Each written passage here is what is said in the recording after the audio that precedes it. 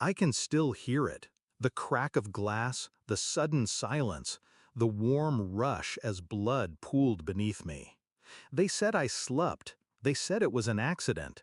But I remember her face. My sister's hand still on the doorknob, her eyes wide, her lips trembling between shock and something darker. And when I woke up in that hospital bed, bandages tight around my skull, I expected tears, concern, a family grieving almost loss. Instead, I opened my eyes and saw fear. Not fear for me, fear of me. And then my mother leaned close, her voice a breath against my ear. Completely still. Don't say a word. We'll handle this. That was the moment I understood. I wasn't the victim. I was the threat. It wasn't always like this. As kids, my sister and I were inseparable. She was older, louder, always the center of attention. I was the quiet shadow at her side. She called it love, but even then, love felt a lot like ownership.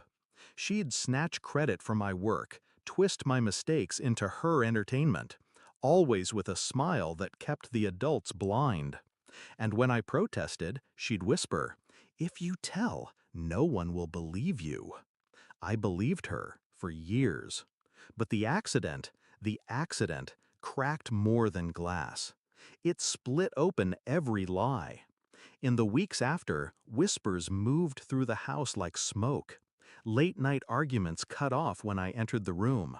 My father's eyes wouldn't meet mine. My mother hovered, not with love, but with watchfulness. And my sister, she avoided me completely. I started listening more carefully. I caught fragments. What if she remembers? It was too far, even for her. If she talks, everything unravels. It didn't take long to stitch the pieces together. That door wasn't slammed in anger. It was slammed in calculation. My sister hadn't wanted to scare me. She'd wanted to silence me, for good. And my parents knew. The night it clicked, I sat awake in the dark, bandages itching, my body weak but my mind sharper than it had ever been. I realized something vital. They didn't see me as broken. They saw me as dangerous. And they were right. Because from that moment on, I stopped being their victim. I became their reckoning. Revenge requires patience. I didn't confront. I didn't accuse. I healed quietly, stayed small, played weak. I let them believe the injury dulled me. I let my sister believe I remembered nothing. Meanwhile, I collected. Whispers recorded on my phone, documents copied from drawers, my father's financial frauds, my mother's secret credit lines, my sister's trail of lies she left on her work laptop. Each piece stacked neatly in a folder, each secret a nail for their coffins. But evidence wasn't enough. Timing mattered. So I waited. It came 6 months later at a family dinner. My sister had just announced her promotion, smug and glowing. My parents beamed, as though nothing had ever cracked between us. And then she looked at me, that same old smirk tugging her lips, and said, "Some people just aren't cut out for more, you know?" The table chuckled. I smiled. And then I placed the folder on the tablecloth. At first, they didn't understand.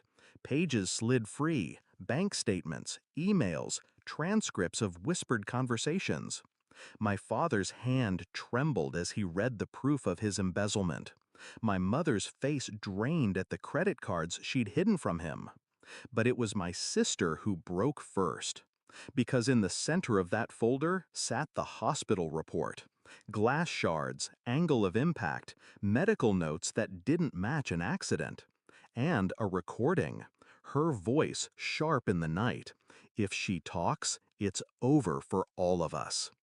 The blood drained from her face. She looked at me like she had in that first moment after the door slammed, wide-eyed, lips trembling, caught between fear and guilt. Only now she knew the truth. I remembered everything. The fallout wasn't dramatic, it was surgical. My father's company folded under investigation. My mother's secret debts unraveled. My sister's job crumbled the moment the recording surfaced. One by one, their masks slipped. Their reputations bled out. And me? I never raised my voice, never begged for justice. I simply opened the folder and let the truth devour them. Sometimes I replay that night in the hospital. The moment my mother leaned close and whispered, "Completely still, don't say a word." She thought she was protecting my sister, protecting their fragile little empire of lies. But really, she was giving me my strategy. Stay still, wait, let them think they've won, and then strike so precisely they never see it coming. I don't live in fear anymore. I don't live in their shadow. I live with silence, the same silence that followed when I slid that folder across the table.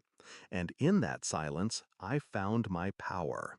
Because sometimes revenge isn't fire and fury. Sometimes it's a whisper, spoken at the exact moment the world is listening. And I made sure they would never stop hearing mine.